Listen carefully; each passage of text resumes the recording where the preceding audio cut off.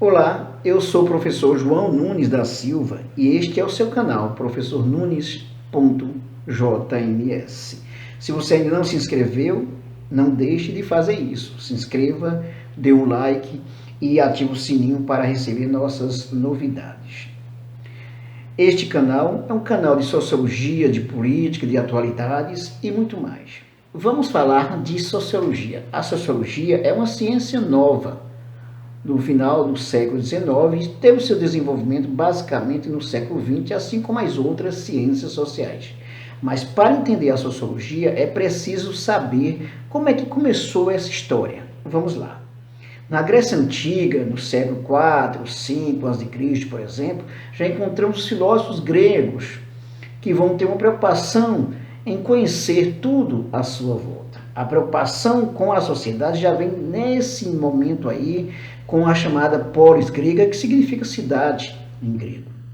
Então, a preocupação em compreender o mundo à sua volta deu margem para a formulação de conhecimentos, de teorias, para se chegar onde nós temos hoje, no tempo que vivemos hoje, com a sociologia.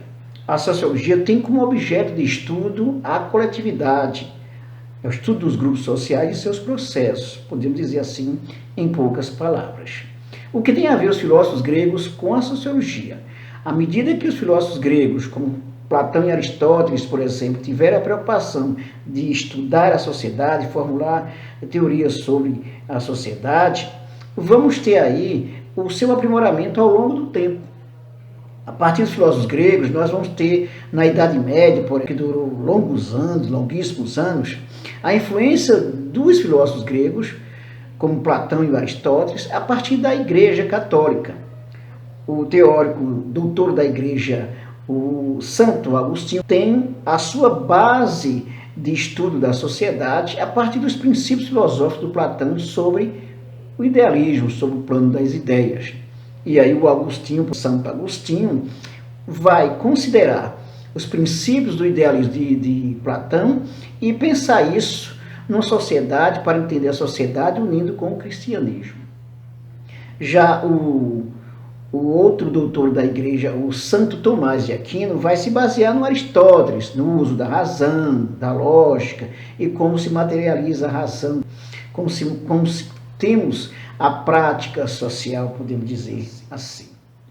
O pensamento do Santo Tomás de Aquino foi importante para entender o desenvolvimento da sociedade, tendo o cristianismo como elemento central. No século XVI, vamos ter o Renascimento. Esse Renascimento vai ser o divisor de água entre o período da Idade Média e o que vem depois da Idade Média. A base, o pensamento, tudo que se explicava na sociedade era a partir da religião, daí o teocentrismo. Significa que nada podia ser visto fora da ótica religiosa. Com o Renascimento isso muda, porque com o Renascimento o ser humano passa a ser o centro do universo, né? Passa a ser o indivíduo, aquele que tem a sua história, que faz a sua história, que tem a capacidade de pensar, o uso da razão. Aí dá-se início ao princípio aí, da modernidade, como podemos dizer. Sempre que a gente fala em modernidade, está relacionada aí à ideia do uso da razão. No século XVII, essa ideia de razão passa a ser mais trabalhada ainda, aprimorada, que vai ser a época do iluminismo. A palavra iluminismo tem a ver com a razão como a luz do mundo. Os pensadores iluministas vão influenciar significativamente o que vem depois, no século XVIII, com as grandes revoluções, como a Revolução Industrial e a Revolução Francesa. É a partir do desenvolvimento da Revolução Industrial que nós temos uma mudança estrutural na sociedade e com a Revolução Francesa o modelo de política, a ideia das assembleias, a divisão de poderes, do chamado Estado de Direito. Com o capitalismo se desenvolvendo a partir da industrialização, vamos ter uma dinâmica do progresso da sociedade, ao mesmo tempo que também temos vários problemas que precisam ser entendidos. E por isso que um pensador chamado Augusto Comte vai organizar o seu pensamento aí, considerando tudo que a sociedade, que o mundo produziu no que diz respeito ao conhecimento, chegando à industrialização, e aí vai pensar como a sociedade se desenvolve a partir de então do processo de industrialização.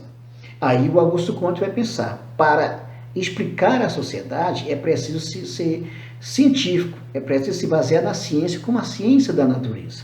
Aí vai levar em conta os elementos, os aspectos, acontecimentos que se repetem na sociedade.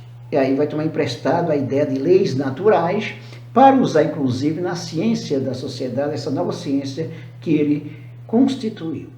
O Comte vai ser chamado fundador da sociologia.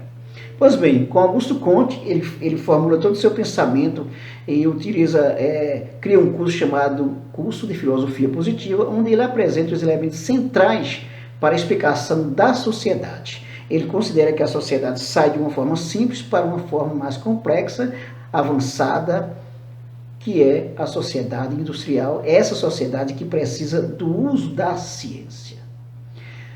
No próximo vídeo a gente fala mais sobre o Augusto Comte, o pensamento do Augusto Comte e os teóricos que vêm após o Augusto Comte, considerando a influência desses teóricos para a análise da sociedade ainda hoje. Até lá.